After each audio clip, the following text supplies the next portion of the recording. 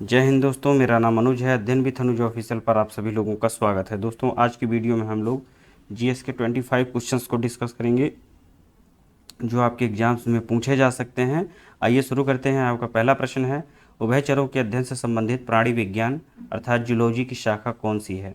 आपको बताना है कि इनमें से जो है कौन सी शाखा है जो जूलॉजी जो उभयचरों का अध्ययन करती है। आपके ऑप्शन है हार्पेटोलॉजी, इथोलॉजी, मैमोलॉजी या मॉर्फोलॉजी। तो दोस्तों, उभयचरों तथा सरीसृपों का जो अध्ययन है वह हार्पेटोलॉजी के अंतर्गत किया जाता है। जो जूलॉजी की शाखा हार्पेटोलॉजी, इसके अंतर्गत सरीसृपों और उभयचरों का अध्ययन करते हैं। इथोलॉजी में जंतुओं के व्यवहार का अध्ययन किया जाता है। मैमोलॉजी में स्तनधारियों का अध्ययन किया जाता है, जबकि मॉर्फोलॉजी जो है पादपों और जंतुओं का आकारीय संरचना का अध्ययन करती है। तो प्रश्न के अनुसार आपका ऑप्शन ए सही होगा। हार्पेटोलॉजी उभयचरों और सरीसृपों का अध्ययन हार्पेटोलॉजी के अंतर्गत किया जाता है। आइए नेक्स्ट क्वेश्चन देखते हैं। नेक्स्ट क्वेश्चन है आपका, सिखों के 10 गुरुओं में से 5वें गुरु कौन थे। आपको बताना है सिखों में जो 10 गुरु हुए हैं उनमें 5वें गुरु कौन थे। गुरु अंगद जी, गुरु रामदास, गुरु अर्जुन देव जी, गुरु हरगोविंद। तो दोस्तों, जैसा कि आप लोग जानते हैं सिख धर्म में 10 गुरु हुए हैं। सिख धर्म की स्थापना गुरु नानक देव जी ने की थी, जो कि प्रथम गुरु थे। और दूसरे गुरु जो है, दूसरे नंबर के गुरु जी थे वो गुरु अंगद जी थे। तीसरे स्थान पर गुरु अमरदास जी थे। चौथे स्थान पर गुरु रामदास जी और 5वें स्थान पर गुरु अंगद देव जी का नाम आता है। 5वें गुरु जो है गुरु अर्जुन देव जी थे। 6वें स्थान पर गुरु हरगोविंद, 7वें पर गुरु हर राय और 8वें पर गुरु हरकिशन, 9वें पर गुरु तेग बहादुर जी और 10वें पर गुरु गोविंद जी। इस तरह से जो है सिख धर्म में 10 गुरु हुए। प्रश्न के अनुसार आपका ऑप्शन सी सही होगा, गुरु अर्जुन देव। नेक्स्ट क्वेश्चन है आपका, शुष्क सेल में प्रयुक्त कैथोड है। आपको बताना है शुष्क सेल में प्रयुक्त होने वाला कैथोड कौन सी धातु का बना होता है, कौन सी धातु होती है। तो जो है इसमें जो है आपका ऑप्शन डी सही होगा दोस्तों, जस्ता। कैथोड का कार्य जो है जस्ता करता है शुष्क सेल में। और यदि एनोड की बात करेगा तो उसमें जो है कार्बन एनोड का कार्य करती है। प्रश्न के अनुसार आपका डी सही होगा, जस्ता। चौथा प्रश्न है आपका, लाल रक्त कणिकाएं शरीर के किस भाग में बनती हैं। आपको बताना है लाल रक्त कणिकाएं अर्थात आरबीसी जो है रेड ब्लड सेल्स का निर्माण कहाँ होता है। तो दोस्तों, रेड ब्लड सेल्स का निर्माण जो है आपका अस्थिमज्जा में होता है। ऑप्शन इसका डी होगा। एग्जाम्स में पूछता है रेड ब्लड सेल्स की जो है आयु कितनी होती है। तो आपको जो है याद रखना है कि रेड ब्लड सेल्स की जो आयु होती है वह 110 दिनों से लेकर के 100 दिनों से लेकर 120 दिनों की होती है। और आरबीसी की मृत्यु यकृत तथा प्लीहा में होती है, इसलिए प्लीहा को रक्त का जो है कब्रिस्तान कहा जाता है। और जो है एक स्वस्थ मनुष्य के शरीर में रक्त का लगभग 5 से 6 लीटर तक जो है की उपस्थिति मनुष्य के शरीर में होती है। नेक्स्ट क्वेश्चन देखते हैं, पंचायती राज व्यवस्था के तहत ग्राम सभा के सदस्य कौन हैं। आपको बताना है ग्राम सभा के सदस्य कौन होंगे। गांव के सभी सदस्य, गांव के सभी सदस्य जिनकी आयु 18 वर्ष से अधिक है और ग्राम पंचायत की मतदाता सूची में पंजीकृत होना चाहिए। पंचायत क्षेत्र में मतदाता के रूप में पंजीकृत सभी वयस्क, पंचायत क्षेत्र की महिलाओं को छोड़कर गांव के सभी सदस्य। दोस्तों, इसमें जो है ऑप्शन आपका बी सही होगा। पंचायती राज व्यवस्था के तहत ग्राम सभा के सदस्य, ग्राम सभा के सभी सदस्य जिनकी आयु 18 वर्ष से अधिक है तथा ग्राम पंचायत की मतदाता सूची में वह पंजीकृत होने चाहिए। यदि ग्राम सभा की बात करें तो इसका उल्लेख भारत के संविधान में अनुच्छेद 243 बी के तहत किया गया है। और प्रश्न के अनुसार जैसा मैंने बताया कि जो है उसमें प्रावधान है कि ग्राम सभा के वे सदस्य कहलाएंगे जिनकी आयु 18 वर्ष से अधिक है और ग्राम पंचायत की मतदाता सूची में पंजीकृत हुए हैं। नेक्स्ट क्वेश्चन देखते हैं। नेक्स्ट क्वेश्चन है आपका, आर्द्रता किससे मापी जाती है। दोस्तों, आपको बताना है कि निम्नलिखित में से जो नीचे यंत्र दिए गए हैं इनमें से कौन सा यंत्र है जो आर्द्रता मापता है। तो इसमें जो है ऑप्शन आपका सी सही होगा, हाइग्रोमीटर। हाइग्रोमीटर से जो है आर्द्रता मापी जाती है। हाइग्रोमीटर आपका जो है वायुमंडल में व्याप्त आर्द्रता को मापने में आपकी मदद करता है। हाइड्रोमीटर की बात करें तो यह द्रवों की आपेक्षिक घनत्व को मापा जाता है हाइड्रोमीटर से। हाइड्रोमीटर से।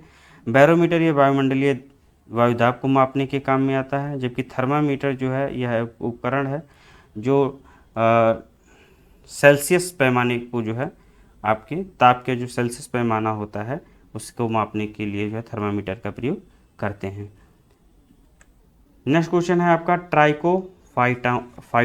ट्राइकोफाइटोन नामक कवक से कौन सा रोग होता है। आपको बताना है ट्राइकोफाइटोन नामक कवक से कौन सा रोग उत्पन्न होता है।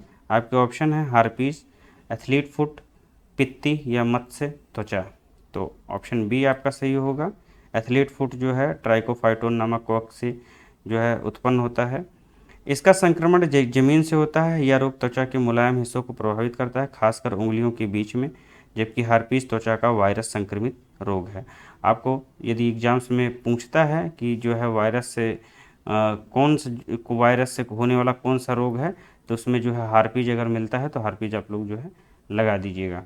तो ट्राइकोफाइटोन नामक जो कवक है उससे जो है एथलीट फुट होता है। नेक्स्ट क्वेश्चन देखते हैं।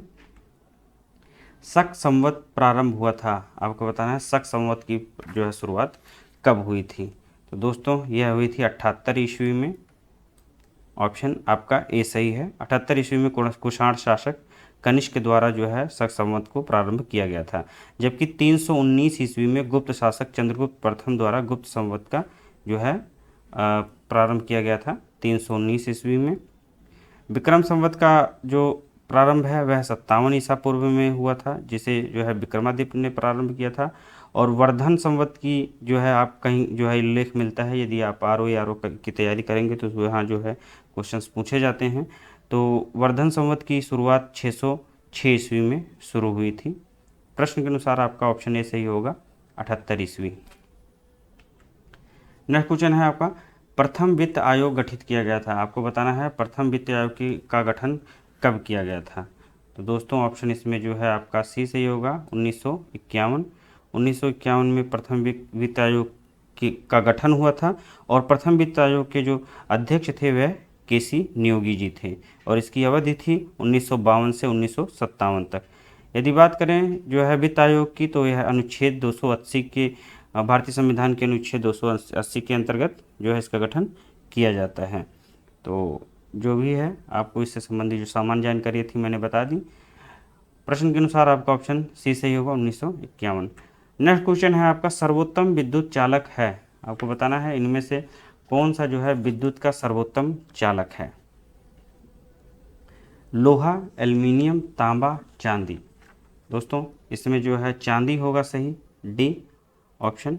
यदि क्रम से मैं बताऊं आपको तो चांदी के बाद जो है तांबा जो कि विद्युत का सर्वोत्तम चालक होगा, उसके बाद में एल्युमिनियम, उसके बाद में जो है टंगस्टन आता है। और यदि देखें तो ऐसी धातुएं जिनमें ऊष्मा तथा विद्युत का प्रवाह आसानी से हो जाता है वह सुचालक कहलाती हैं। चांदी विद्युत का सर्वश्रेष्ठ सुचालक है। धातुओं की विद्युत चालकता के अनुसार जो है मैंने बताया आपको ये चारों यदि हम बैठाएंगे तो चांदी पहले स्थान पर आएगी, तांबा दूसरे स्थान पर आएगा और तीसरे स्थान पर जो है एल्युमिनियम आएगा। उसके बाद में कोई धातु आती है। चौथे स्थान पर यदि रखा जाए टंगस्टन होता तो वह आता। तो प्रश्न के अनुसार आपका जो है डी ऑप्शन सही होगा। विद्युत का सर्वोत्तम चालक जो है वह चांदी है। नेक्स्ट क्वेश्चन है आपका कितना तापमान होने पर पाठ्यांक सेल्सियस तथा फ़ारेनहाइट में एक ही होंगे। आपको बताना है कि कितने डिग्री सेल्सियस पर जो है कितना तापमान होगा तो जो है दोनों फ़ारेनहाइट और सेल्सियस पर बराबर पैमाने पर आएगा। तो दोस्तों ऑप्शन इसमें ए होगा -40 डिग्री। -40 डिग्री तापमान पर सेल्सियस तथा फ़ारेनहाइट तापमापियों के पाठ्यांक एक समान होते हैं। सेल्सियस पैमाने में निम्न नियत बिंदु 0 से उच्च नियत बिंदु 100 तक के अंतरालों को 100 बराबर भागों में बांटकर तापमान मापा जाता है, जबकि फ़ारेनहाइट पैमाने में निम्न नियत बिंदु -30 डिग्री फ़ारेनहाइट तथा उच्च नियत बिंदु 212 डिग्री फ़ारेनहाइट मानकर इनके बीच के अंतराल को 180 बराबर भागों में तापमान ज्ञात किया जाता है सेल्सियस में जो है तथा फ़ारेनहाइट में यदि तापमान के पाठ्यांक की बात करें तो वह -40 डिग्री जो है फ़ारेनहाइट -40 तक जो है बराबर होता है। नेक्स्ट क्वेश्चन देखते हैं। नेक्स्ट क्वेश्चन है आपका, साइमन कमीशन पहली बार भारत कब आया? आपको बताना है साइमन कमीशन जो है भारत प्रथम बार कब आया था। आपके ऑप्शन है 1926 में, आपका जो है सेकंड ऑप्शन है 1927, फिर 1928, 1937 में। तो दोस्तों साइमन कमीशन जो है 1928 में भारत में जो है आया था। ऑप्शन आपका सी सही होगा। साइमन कमीशन का गठन नवंबर 1927 में लंदन में किया गया था, और जब यह पहली बार भारत आया था तो यह समय था 1928। इसके जितने भी सदस्य थे वे सभी ब्रिटिशर्स थे, और इसका जब भारत में यह आया कमीशन तो इसका भारत में बहुत ज़ोर तोर से विरोध हुआ था। नेक्स्ट क्वेश्चन देखते हैं, भारत में जन्मे 2 अमेरिकी नागरिक जिन्हें विज्ञान का नोबेल पुरस्कार मिला था। आपको बताना है कि इनमें से कौन से हैं जो भारत में जन्मे थे और बाद में अमेरिका की नागरिकता ले ली और उन्हें विज्ञान के क्षेत्र में नोबेल पुरस्कार प्रदान किया गया था। तो ऑप्शन इसमें डी सही होगा। हरगोविंद खुराना तथा एस चंद्रशेखर जी जो है इन्हें विज्ञान के क्षेत्र में नोबेल पुरस्कार प्राप्त हुआ है। नेक्स्ट क्वेश्चन है दोस्तों आपका, कलिंग पुरस्कार दिया जाता है। आपको बताना है कलिंग पुरस्कार जो है किस क्षेत्र में दिया जाता है? फिल्म जगत के क्षेत्र में, विज्ञान को लोकप्रिय बनाने के लिए, संस्कृति के क्षेत्र में, खेल में असाधारण प्रदर्शन के लिए। तो कलिंग पुरस्कार दोस्तों विज्ञान संचार के क्षेत्र में किसी बड़े योगदान के लिए दिया जाता है, और विजेता को 10,000 पाउंड स्टर्लिंग तथा यूनेस्को का अल्बर्ट आइंस्टीन रजत पदक भी प्रदान किया जाता है। वर्तमान समय में यदि बात करें तो विजेता को रुचिराम साहनी चेयर भी प्रदान की जाती है। और एक बात और बता दूं, यह द्विवार्षिक पुरस्कार है। यह 10 नवंबर जो है जो कि विश्व विज्ञान दिवस होता है उस दिन जो है प्रदान किया जाता है। तो प्रश्न के अनुसार जो है आपका ऑप्शन बी सही होगा। विज्ञान को लोकप्रिय बनाने के क्षेत्र में कलिंग पुरस्कार दिया जाता है, और कब? 10 नवंबर को, जब विश्व विज्ञान दिवस होता है। 15वां क्वेश्चन है आपका, विश्व की सबसे बड़ी ताजे पानी की झील कौन सी है? आपको बताना है इनमें से जो है कौन सी विश्व की सबसे बड़ी जो है ताजे पानी की झील कौन सी है? वुलर झील, बैकाल झील, सुपीरियर झील, या इनमें से कोई नहीं। तो ऑप्शन इसमें सी सही होगा, सुपीरियर झील। सुपीरियर झील जो है विश्व की सबसे बड़ी ताजे पानी की झील है, जो कनाडा तथा संयुक्त राज्य अमेरिका में स्थित है। यदि इसके क्षेत्रफल की बात करें तो यह 82,103 वर्ग किलोमीटर है। भारत में दोस्तों सबसे बड़ी मीठे ताजे पानी की झील जो है वह वुलर झील है। ऑप्शन यदि भारत के संबंध में आता है तो वह ऑप्शन ए सही होगा, जो कि कश्मीर में, जम्मू कश्मीर में स्थित है। नेक्स्ट क्वेश्चन है आपका, निम्नलिखित में से कौन सा तत्व परमाणु ईंधन की श्रेणी में नहीं आता है? आपको बताना है इसमें से कौन सा है जो कि परमाणु ईंधन की श्रेणी में नहीं आएगा। कैडमियम, थोर्मियम, प्लूटोनियम या यूरेनियम। तो ऑप्शन इसमें ए सही होगा। कैडमियम यह जो है ईंधन की श्रेणी में नहीं आता है, जबकि थोरियम, यूरेनियम, प्लूटोनियम का उपयोग परमाणु ईंधन के रूप में किया जाता है। थोरियम को प्लूटोनियम में बदल करके इसका उपयोग करते हैं, जबकि कैडमियम शीतलक के रूप में प्रयोग में आता है। तो प्रश्न के अनुसार आपका ऑप्शन ए सही होगा, कैडमियम, जो कि परमाणु ईंधन की श्रेणी में नहीं रखा जाता है। नेक्स्ट क्वेश्चन देखते हैं 17वां क्वेश्चन। 17वां क्वेश्चन है, निम्नलिखित राजाओं में जैन धर्म का अनुयायी कौन था? दोस्तों आपको बताना है इनमें से कौन था जो है जैन धर्म का अनुयायी था। तो ऑप्शन इसमें बी सही होगा, खारवेल। खारवेल जो है कलिंग का चेदी शासक खारवेल जैन धर्म का महान संरक्षक था। यह जो है जैन धर्म का अनुयायी था। उसने जैन साधुओं के निर्वाह के लिए प्रभुदान भी प्रदान किया था, उनके निवास के लिए गुहा विहार भी बनवाया था इसने। और जैन साहित्य में अशोक के पौत्र संप्रति को भी जो है इस मत का संरक्षक बताया गया है। जो अशोक के पौत्र थे संप्रति, उन्हें भी जो है उन्होंने जो है जैन धर्म की जो है संरक्षण दिया था। 18वां प्रश्न है आपका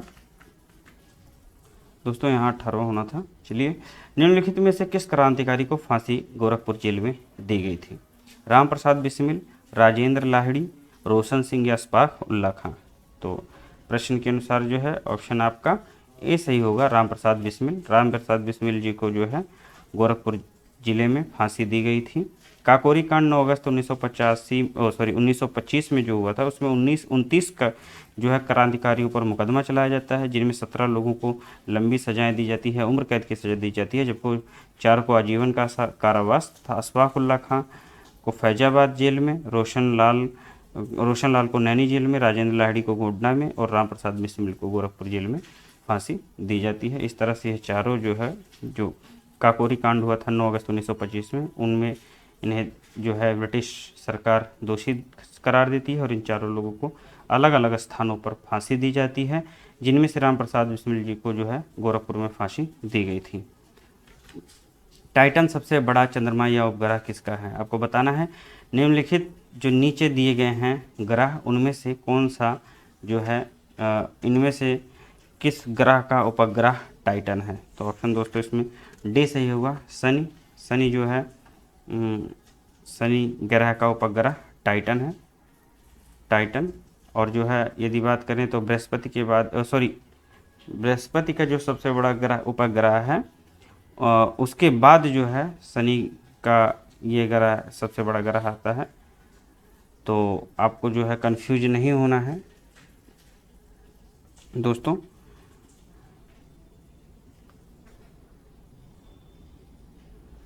थोड़ा सा यहाँ पर कंफ्यूज हो रहा है, एक बार आप लोग देख लीजिएगा। जो है जहाँ तक मुझे लग रहा है कि जो टाइटन है वह बृहस्पति के उपग्रह के बाद दूसरा सबसे बड़ा जो है वो उपग्रह होगा शनि ग्रह का टाइटन। यहाँ पर इसका उल्लेख किया गया है, तो ये दूसरा सबसे बड़ा उपग्रह है, जबकि सबसे बड़ा ग्रह जो है उपग्रह जो है बृहस्पति का होता है, लेकिन यहाँ पर टाइटन का उल्लेख है। तो इस प्रश्न के अनुसार शनि जो है इसका ग्रह है और शनि का सबसे बड़ा उपग्रह यहाँ पर टाइटन होगा। और इसके जो है शनि के 62 उपग्रह हैं, जिनमें टाइटन का नाम सबसे ऊपर आता है। शनि ग्रह के चारों ओर सुंदर वलय पाए जाते हैं, इन वलयों की संख्या 7 है और इस ग्रह के सतह का जो तापमान है वह -180 डिग्री सेल्सियस है। तो दोस्तों प्रश्न के अनुसार ऑप्शन डी सही होगा। यदि पूछता है कि किस ग्रह का उपग्रह सबसे बड़ा है, तो वो जो है बृहस्पति ऑप्शन सही होगा। नेक्स्ट क्वेश्चन, संविधान का 52वां संविधान संशोधन किससे संबंधित है? आपको बताना है जो संविधान में संशोधन हुआ था उनमें जो 52वां संविधान संशोधन था वह किससे संबंधित था? दल बदल कानून से, आरक्षण से, निर्वाचन से या अल्पसंख्यकों के संरक्षण से? तो ऑप्शन इसमें ए सही होगा, दल बदल कानून से।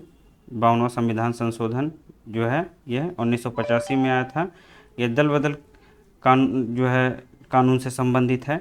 इस संशोधन द्वारा जो है संविधान में 10वीं अनुसूची जोड़ी गई थी। इस तरह आपका एक क्वेश्चन और तैयार हो गया कि दल बदल कानून किसके अंतर्गत रखा गया है, तो 10वीं अनुसूची के अंतर्गत रखा गया है। यदि कोई दल जो है नेता दल बदल के अंतर्गत दोषी पाया जाता है उसे असंवैधानिक घोषित कर दिया जाएगा।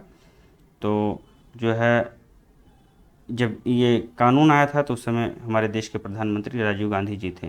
प्रश्न के अनुसार आपका ऑप्शन ए सही होगा। किस सिद्धांत पर जेट इंजन कार्य करता है? आपको बताना है कि इनमें से जो है कौन सा सिद्धांत है।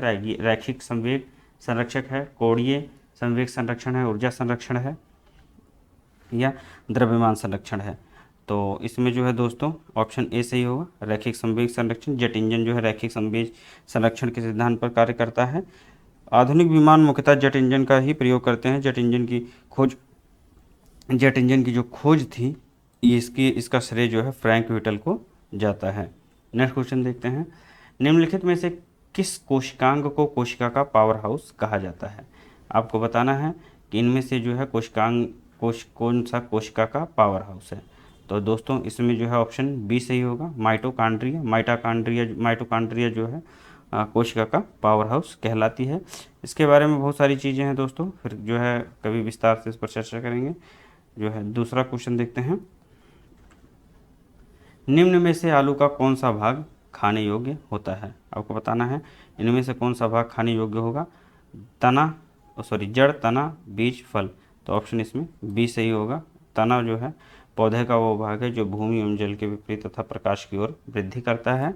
यह प्रांकुर से विकसित होता है और शाखाओं, पत्तियों, फूल एवं फल का रूप धारण करता है। आलू का खाने वाला भाग स्तंभ कंद नामक तना होता है। स्तंभ कंद जो है यदि आता है तो स्तंभ कंद लगाना है, नहीं तो जो है तना। मैक्सिमम टाइम्स जो है आपको तना ही ऑप्शन मिलेगा। तो आलू का जो खाने वाला भाग है वह तना होता है।